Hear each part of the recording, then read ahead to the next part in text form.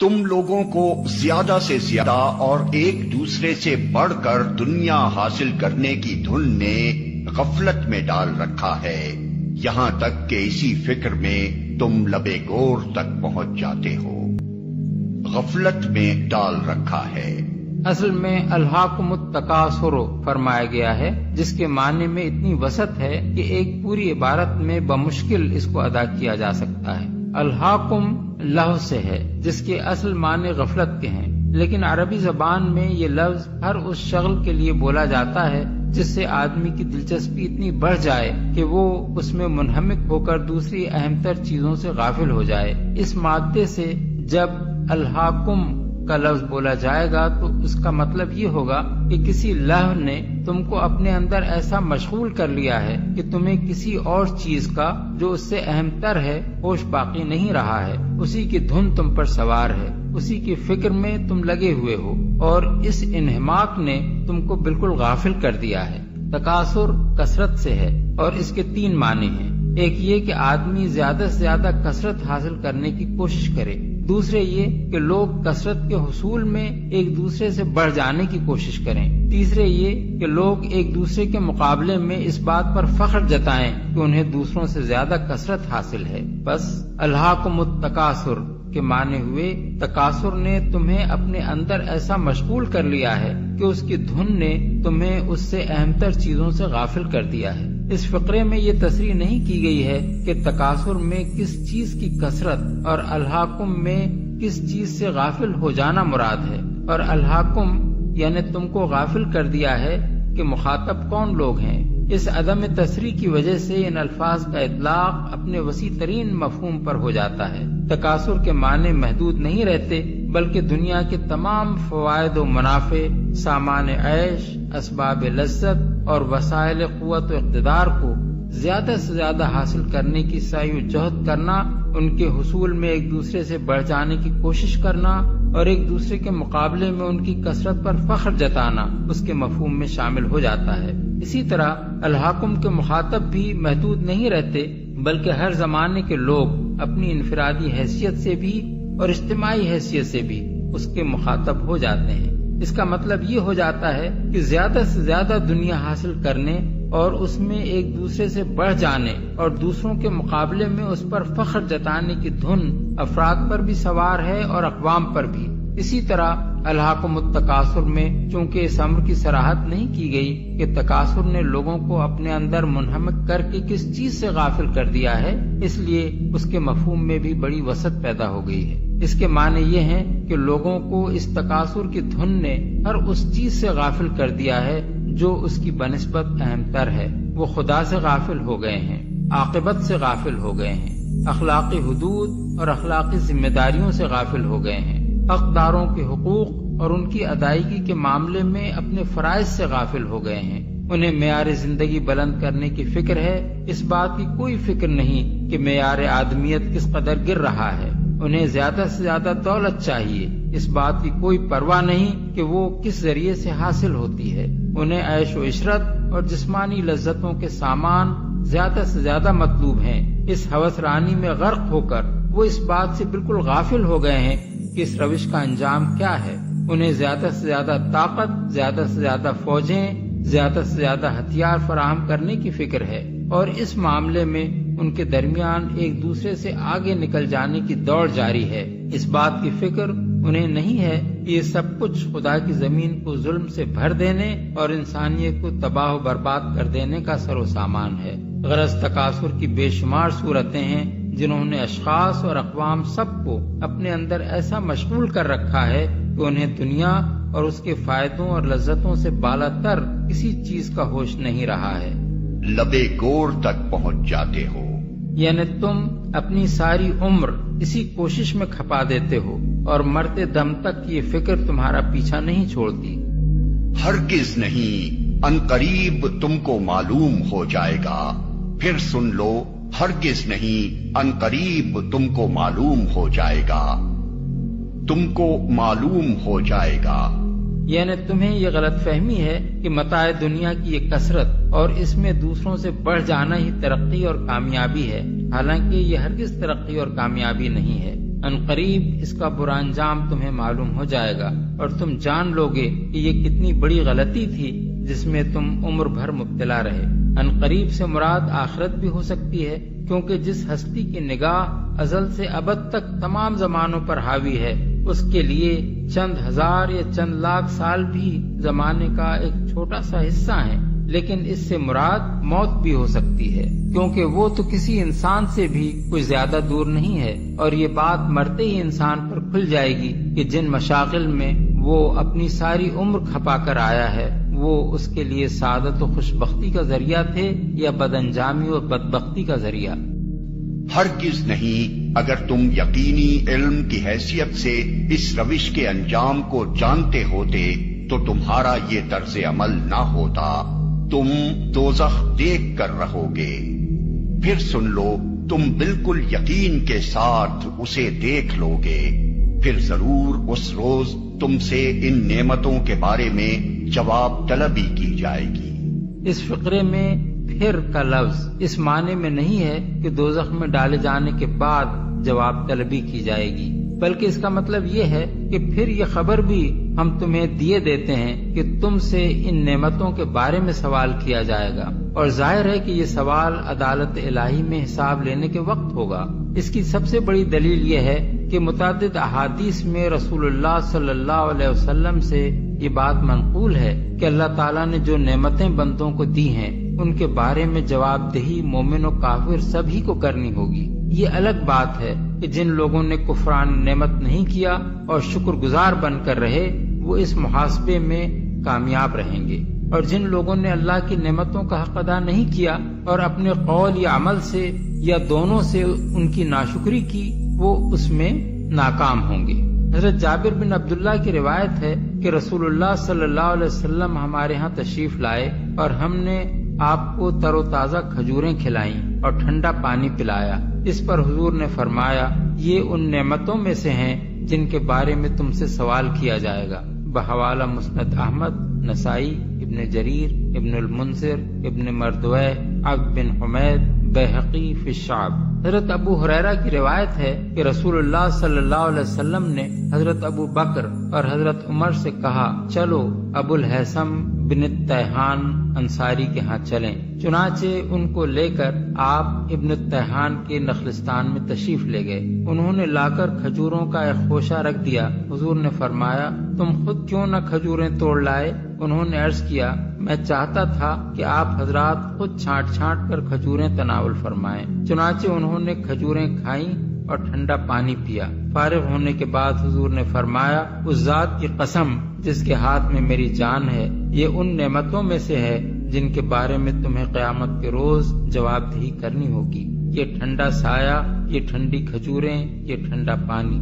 اس قصے کو مختلف طریقوں سے مسلم، ابن ماجہ، ابو داؤد، ترمذی، نسائی، ابن جریر اور ابو یعلا وغیرہ نے حضرت ابو ہریرہ سے نقل کیا ہے، جن میں سے بعض میں ان انصاری بزرگ کا نام لیا گیا ہے اور بعض میں صرف انصار میں سے ایک شخص کہا گیا ہے۔ اس قصے کو مختلف طریقوں سے متعدد تفصیلات کے ساتھ ابن ابی حاتم نے حضرت عمر سے اور امام احمد نے ابو عصیب رسول اللہ صلی اللہ علیہ وسلم کے آزاد کردہ غلام سے نقل کیا ہے۔ ابن حبان اور ابن مردویہ نے حضرت عبداللہ بن عباس سے ایک روایت نقل کی ہے جس سے معلوم ہوتا ہے کہ قریب قریب اسی طرح کا واقعہ حضرت ابو ایوب انصاری کے ہاں پیش آیا تھا۔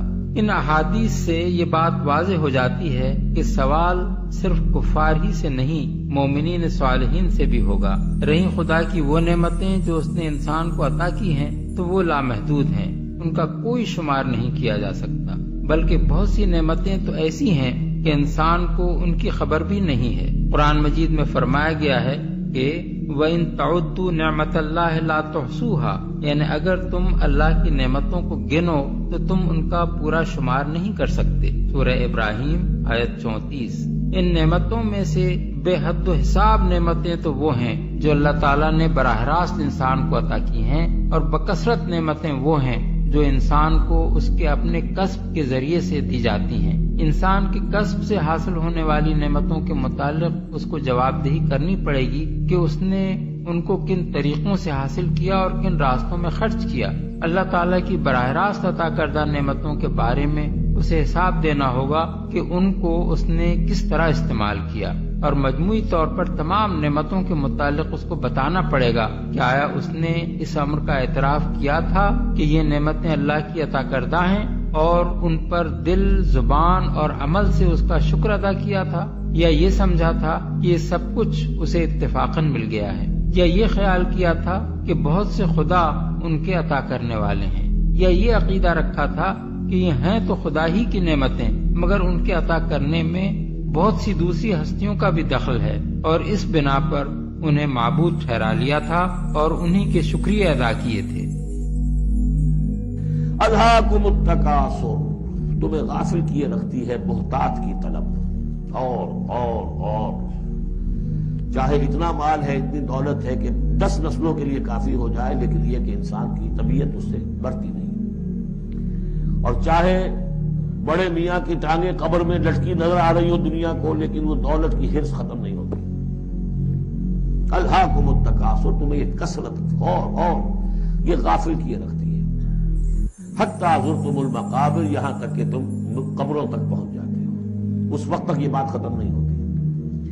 یعنی یہ حوث جو ہے انسان میں، دولت کی لالچ اور دولت کی محبت، اس کو بھرتی ہے تو قبر کی مٹی سے وہ بھری جاتی ہے، کسی اور مقدار سے دنیا میں یہ حوث نہیں بھرتی۔ اور یہ سورہ حدید کی وہ آیت یاد کر لیجئے، اعلموا انما الحیات الدنیا لعب ولہو وزینۃ وتفاخر بینکم وتکاثر فی الاموال والاولاد، وہ آخری سٹیج ہے انسانی زندگی کی، اور یہ ختم، موت تک ختم نہیں ہوتی۔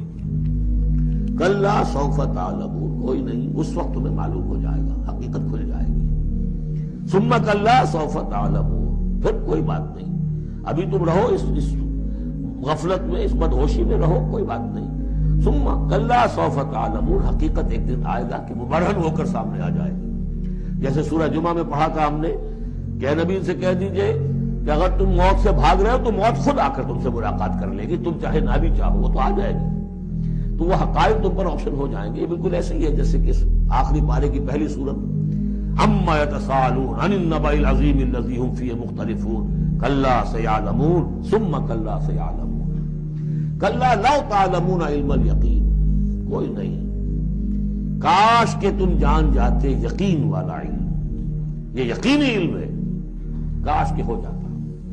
اب اس پر جو ہے ہمارے بعض حکماء نے علم الیقین، عین الیقین اور حق الیقین کے 3 درجے قائم کیے۔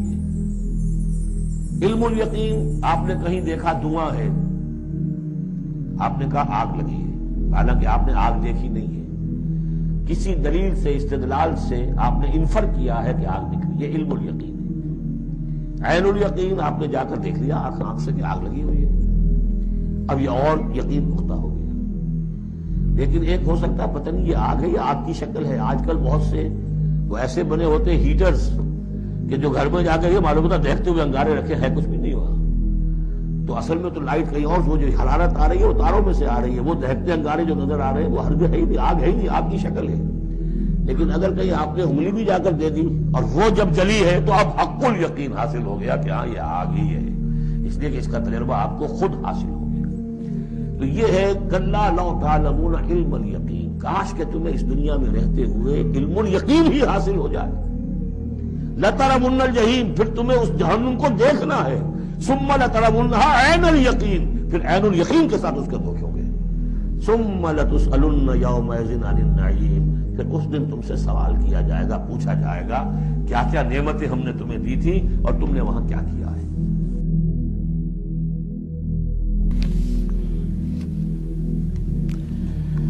اعوذ باللہ من الشیطان الرجیم، بسم اللہ الرحمن الرحیم۔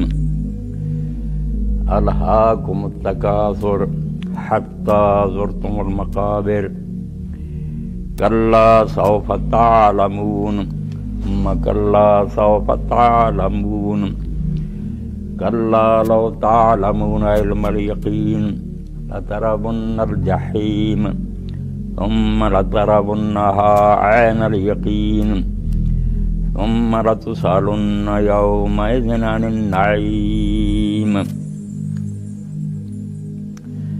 سورۃ التکاثر میں نے آپ کے سامنے تلاوت کی ہے۔ اللہ تعالیٰ نے اس میں ایک بہت بڑے مرض کا بیان فرمایا اور اس کے بارے میں ہمیں آگاہی بخشی۔ ایک بہت بڑی بیماری ہے جس سے لوگ آدم علیہ السلام کے زمانہ سے لے کر اب تک ہلاک ہوتے آ رہے ہیں، بہت ہلاک ہوئے ہوں گے بھی، تھوڑے ہیں جو اس بیماری سے بچ سکے۔ اور بیماری یہ خطرناک ہے، ایسی بظاہر اس میں دلچسپی بڑی ہے۔ جو پھنس جاتا ہے وہ ایسا شاید ہے کہ سمجھتا میں خوب مزے لے رہا ہوں، یہ نہیں سمجھتا کہ یہ زہر ہے جو مجھے تباہی کی طرف لے جا رہا۔ الہا، غافل کر دینا، بالکل بے پرواہ کر دینا۔ اور شے کون سی ہے جو غافل کرتی ہے؟ تکاثر، کہ اس دوڑ میں لگ جاتے ہیں کہ ہمارا معیار زندگی بلند ہونا چاہیے، ہمارے پاس زیادہ دولت ہونی چاہیے، ہمارا قبیلہ بڑا ہونا چاہیے، میرا عہدہ جو ہے اس میں ترقی ہونی چاہیے۔ اور یہ دولت کی جو حرص ہے اس کی کوئی حد نہیں، یہ معیار زندگی کی کوئی حد نہیں، کوئی طے نہیں کر سکتا کہ وہ حد کبھی آئے گی بھی جہاں انسان بس کر دے گا کہ اب بس اتنی دولت کا بھی نہیں۔ یہ بالکل جیسے بیماری ایک ہو جاتی ہے جس میں آدمی جتنا پانی پیتا جائے اور پیاس بڑھتی جاتی ہے۔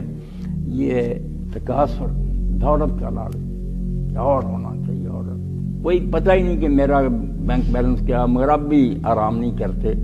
وہ جیسے شیخ سعدی رحمۃ اللہ علیہ فرماتے ہیں کہ میرے پاس ایک آیا آدمی، بوڑھا ہو گیا تھا، تاجر تھا، وہ کہنے لگا سعدی صاحب آپ دعا کریں، میری یہ خواہش ہے وہ پوری ہو جائے، پھر بے شک موت ہو جائے۔ اب اس نے ذکر شروع کیا مغرب سے لے کر مشرق تک کے ممالک اس بڑھاپے میں کہ آپ دعا کریں میں اس ملک میں جاؤں، اس میں ساری زمین اب بھی پھروں، پھر مر جوں۔ تو میں نے کہا یار میں تجھے کچھ اشعار سناتا ہوں۔ ہاں شنی دستی کے وقت تاجرے در بیابان بگفتاد استاد۔ تو نے سنا ہے کہ ایک سوداگر تھا تو وہ غور کے بیابان میں اپنے گھوڑے سے گر گیا تھا۔ گفت چشمے تنگ دنیا دار را یا قناعت پر کنا دیا خاک گور۔ تو اس نے اس وقت کہا تھا کہ یہ دنیا دار کی جو لالچی آنکھ ہے نا، اس کو یا قبر کی مٹی بھر سکتی ہے یا قناعت نصیب ہو جائے اللہ کی طرف سے، اور یہ آنکھ بھرتی ہے۔ یہ میں نے تجھے اس تاجر کا مقولہ سنا دیا، کیا تیرے لیے دعا کروں؟ اس بڑھاپے میں بھی سارا جہان تو نے کھنگال ڈالا، اب بھی یہ چاہتا کہ ساری دنیا میں کرے۔ تو یہ تکاثر ہے کہ اور ہو، جس کے لیے نا دن رات ایک کر دیتا آدمی، اور کبھی یہ سوچنے کی تکلیف نہیں کرتا کہ میں اس دنیا میں آیا ہوں اور میرے آنے سے پہلے اس دنیا میں اتنے نعمتیں اللہ تعالیٰ نے بکھیر دی ہیں، جس چیز کی مجھے ضرورت پڑنی تھی آتاکم من کل ما سألتم، جو کچھ بھی تمہیں چاہیے تھا وہ بغیر تمہاری درخواست اور تمہارے چاہنے کے میں نے پہلے سے مہیا کر دیا۔ آکسیجن کے سمندر بھرے ہوئے ہیں، پانی ہے، لائٹ چاہیے، سورج آ رہا ہے، رات کو چاند آ رہا ہے، سردیاں گرمیاں، پھل، خوشبوئیں، لباس، سواریاں، اور خود تیرے جسم میں اتنی صلاحیتیں اور قوتیں۔ اسی لیے سقراط کے بارے میں مولانا اسلائی صاحب رحمۃ اللہ علیہ فرماتے ہیں کہ اس نے جو مدرسہ بنایا تھا ایتھنز میں، سارے یونان کے فرسیوں کا سرآمد روزگار کا سردار تھا، تو اپنے اس کالج کے دروازے پر لکھا تھا اے انسان اپنے آپ کو پہچان۔ کہ مسئلہ تو یہ ہے، اصل علم تو یہ آپ کچھ نہ پڑھیں مگر یہ کسی اللہ کے بندے سے سیکھ لیں کہ میں کیا ہوں، کیوں آیا ہوں، کس نے بھیجا ہے، کہاں جاؤں گا۔ یہ نہیں سیکھتے۔ تو بچ خودی خودوں چھوٹ وگیوں خود تھی خبر نہ پائی۔ مولانا غلام رسول رحمۃ اللہ علیہ فرماتے ہیں خودی میں اتنا غرق ہوا کہ مرتے دم تک اپنا پتہ نہیں چلا کہ میں یہاں کیوں آیا ہوں اور یہاں سے کہاں جاؤں گا، پھر کیا بنے، اس مسئلے پر غور نہیں نصیب ہوا، اور ایسی چیزوں میں پھنسا رہا، ان سے دلچسپی قائم رکھی، جو وقت آیا تو ان میں سے ایک چیز بھی ساتھ نہیں گئی، نہ بیٹے ساتھ گئے قبر میں، نہ مال و دولت ساتھ گیا۔ تو اللہ کے نیک بندے پھر چلاتے ہیں، چیختے ہیں اسی سورہ کی روشنی میں اور اسی سورت کی رہنمائی میں دفتر بھر دیا عارف اور دانشمند لوگوں نے۔ آپ کسی طرف جائیں جس کو اللہ نے عقل نصیب کی ہے نا، وہ اعلان کرتا مر گیا کہ خواب غفلت سے بیدار ہو جاؤ، نیند سے اٹھ کھڑے ہو، کیوں سوئے پڑے ہو؟ وقت آئے گا کہ اللہ کے فرشتے جگا لیں گے۔ حضرت امام ابن جوزی فرماتے ہیں کہ یہ میں اور آپ جب بیٹھے ہوئے ہیں ہم سمجھتے ہیں کہ جاگتے ہیں، اور سویا وہ ہے جو بستر پر سویا۔ وہ کہتا نہیں، سب سوئے ہوئے، اس وقت تک نہیں جاگتے جب تک نہ مہلت ختم نہیں ہو جاتی۔ ادھر ٹائم ختم ہوتا ہے زندگی کا، فرشتے آتے ہیں، آنکھ اس وقت کھلتی ہے کہ کیا کرتے رہے، کس لیے آئے کر کے۔ وہ ابن الجوزی رحمۃ اللہ علیہ فرماتے ہیں کہ انسان جو ہے نا سب غفلت میں سوئے ہوئے، اور یہ جاگتے نہیں ہیں جب تک وما یفیقون حتی ینفذ العمر، جب تک عمر نہیں ختم ہوتی انہیں عقل نہیں آتی، اس وقت ہوش آتا ہے۔ یشیعون احالیہم بجمعہم، سارے رشتہ دار لاش کے ساتھ جاتے ہیں، اپنے پیارے کا جنازہ اٹھا کر جاتے ہیں۔ وَيَنْظُرُونَ إِلَىٰ مَا فِيهِ قَدْ كُبِرُوا، اسی لیے اللہ نے کہا کہ حتیٰ زرتم القابر، قبروں تک پہنچ گئے تم مگر تمہیں ہوش نہ آئی۔ تو کہتے ہیں کہ دیکھتے ہیں اس وقت کہ کس گڑھے میں اب اس پیارے کو ہم دفن کر رہے ہیں، اینٹیں آگے دے رہے ہیں، چھپ گیا چہرہ۔ کہتا اپنی آنکھوں سے دیکھتے ہیں کہ کہاں اس کو ہم دبا کر آئے ہیں۔ وَيَرْجِعُونَ إِلَىٰ حَبَارِ غَفْلَةٍ، مگر پھر واپس آ کر انہیں غفلت کے دندوں میں لگ جاتے ہیں، وہی چکر پھر چل پڑتا ہے۔ کوئی کاننا مارا شیم ولا نظر، ایسا معلوم ہوتا ہے کہ ان لوگوں نے کسی کو نہ مرتے دیکھا ہے، نہ جنازہ لے کر گئے ہیں، نہ دفن ہوتے دیکھا، کوئی منظر ان کے سامنے سے نہیں گزرا، ذرا عبرت نہیں پکڑی، کوئی رسید نہیں پکڑی۔ اس لیے اللہ کہتا ہے کہ اے بدبخت انسانوں، یہ بہتات کی جو ہے خواہش کہ اور ہو جائے، ہمیں دولت مل جائے، اس نے تمہیں سلائے رکھا، غافل کیے رکھا، حتیٰ کہ تم قبروں میں چلے گئے، دفن ہو گئے، تمہاری نیند نہ ختم ہو جائے۔ یا لاہور میں ہی ہوئے ہیں اللہ کے نیک بندے، باتیں بہت دیر دانش مندوں نے کہی ہیں، مگر وہ جب بات یاد آ جاتی ہیں تو کہتے ہیں یار وہ جگانے والے تو جگاتے رہے، ہم نہیں، بس اٹھنا نہیں چاہتے۔ تو صوفی ہدایت اللہ لاہوری تھے، ان کی سی عرفیاں تھی، سی عرفیاں اب چھوڑ ہی گئے لوگ، الف با تا سا سے شروع ہوتے تھے، 4 مصرے۔ تو دال سے لکھتے ہیں، دال دور غرور کر مغز وچوں، دال دور غرور کر مغز وچوں، دنیا خواب جانی مت والے آؤ۔ تو بے ہوش پڑا ہے، یہ تو خواب دیکھ رہا ہے کہ میری کوٹھی ہے، میرے بچے سبھرا۔ جب خواب ختم ہوگی جاگو گے تو نہ کوٹھی ہوگی نہ بچے ہوں گے، کچھ بھی نہیں ہوگا سارے۔ دال دور غرور کر مغز وچوں، دنیا خواب جانی مت والے آئے۔ لک میں چرب کھوا کے نفس ظالم، ویری بغل اندر تد پا لیا۔ کیا کھاتا ہے؟ مرغے کھا رہا، چرگے کھا رہا، اس کو موٹا کر رہا، دشمن پیدا کر رہا، یہ برائیاں کراتا ہے۔ لک میں چرب کھوا کے نفس ظالم، ویری بغل اندر تد پا لیا۔ اوکھا ہوب سے وقت حساب دے، دفتر منشیاں جدوں نکالیا۔ جب دفتر آ گیا سامنے، منشیوں نے فرشتوں نے نکالا کہ یہ کر کے آیا۔ اسی لیے حدیث پاک میں آتا کہ جب آدمی مرتا تو انسان جو اکٹھے ہوتے نا، تو ہم یہ کہتے ہیں ما اخرا، کہ یہ کیا چھوڑ گیا، ما خلف، کتنے بیٹے ہیں، جائیداد، ہم یہ حساب کتاب کرتے ہیں۔ وقالت الملائکۃ ما قدم، اور فرشتے یہ پوچھتے ہیں کہ لے کر کیا آیا۔ اوکھا ہوب سے وقت حساب دینوں، دفتر منشیاں جدوں نکالیا۔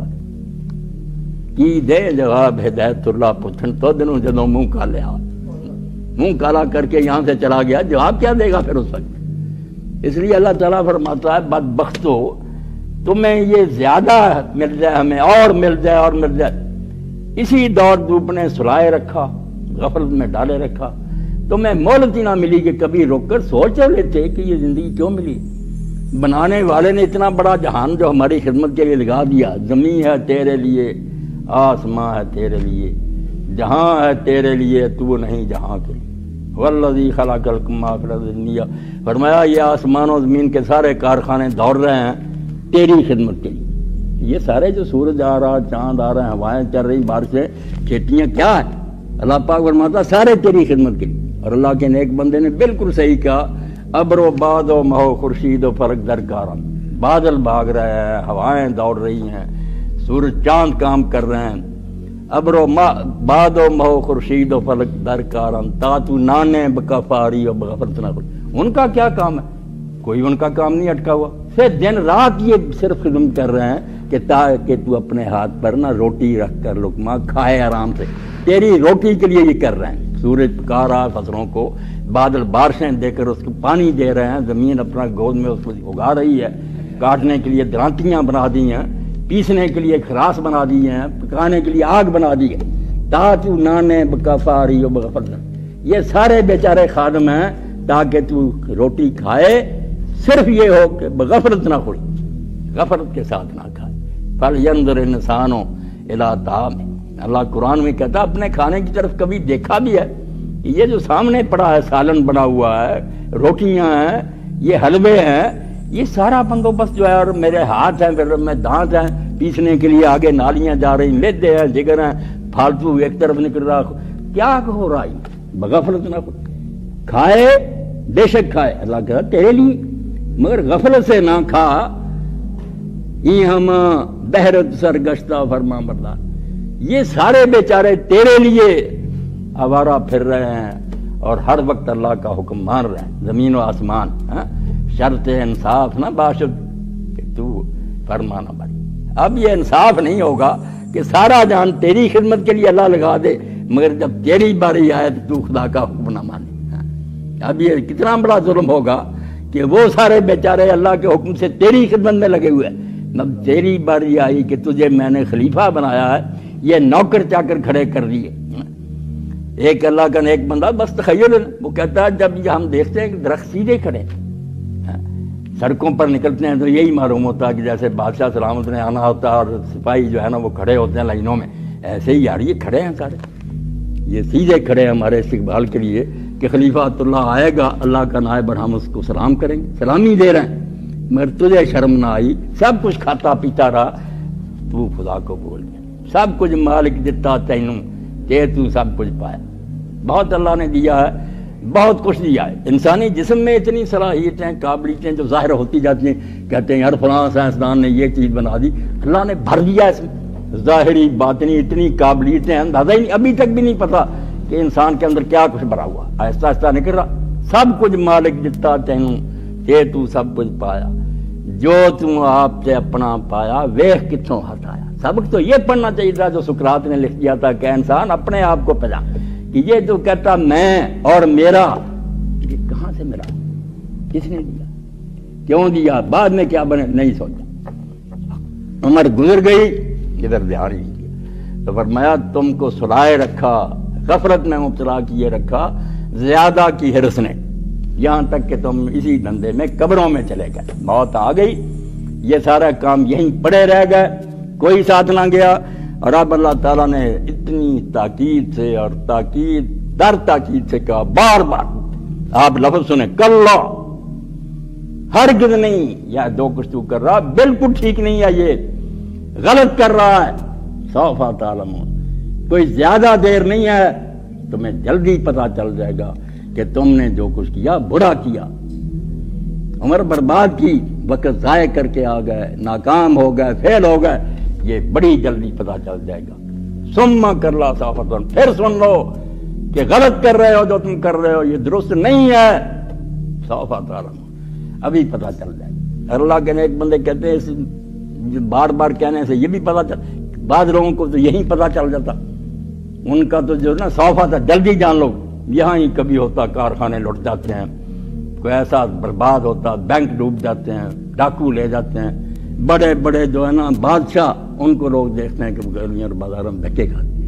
لوگوں نے موسیٰ ابن نصیر کو نہیں دیکھا کہ وہ فاتح افریقہ تھا، مگر جب دن بدل گئے، سلیمان بن عبد الملک آ گیا اور وہ ناراض ہو گیا، اس نے کہا جو ولید کے کمانڈر سے سب کا میں دشمن ہوں، اس نے محمد بن قاسم کو بلا کر بری موت مارا، اور موسیٰ بن نصیر کو بھی صرف اس وجہ سے کہ وہ بوڑھا ہو چکا تھا، اس کو قتل نہیں کیا مگر عہدے سے معزول کر دیا، سب ٹھیک۔ اب وہ اندھا ہو گیا تھا موسیٰ بن نصیر، تو بازار میں بیٹھا ہوا جب بھیک مانگتا تھا نا تو آواز یہ ہوتی تھی کہ لوگوں فاتح افریقہ پر رحم کرو، خدا کے لیے مجھے روٹی کے لیے بیٹھا دیں۔ تو اللہ کہتا بعد کو تو یہیں پتا چل جاتا کہ کہاں ہے وہ دولت، اور کچھ جو ہیں وہ تھوڑی دیر بعد قبر میں جائیں گے، وہاں پتا چل جائے گا، وہ مرحلہ بھی آئے گا، برزخ میں بھی لوگوں کو پتا چل جائے گا کہ ہم اب کس نتیجہ کو دیکھیں گے، اور آخرت تو آنے ہی والی، اس لیے بار بار کہا کہ ہرگز نہیں یہ کام ٹھیک جو تم کر رہے ہو، بڑی جلدی تمہیں پتا چل جائے گا کہ کرنا کیا تھا، تم کیا کر رہے ہو، مرتے وقت تم یہ کیا کر جاؤ گے، کس لیے آئے تھے اور کیا کر گئے، اس وقت تمہیں جو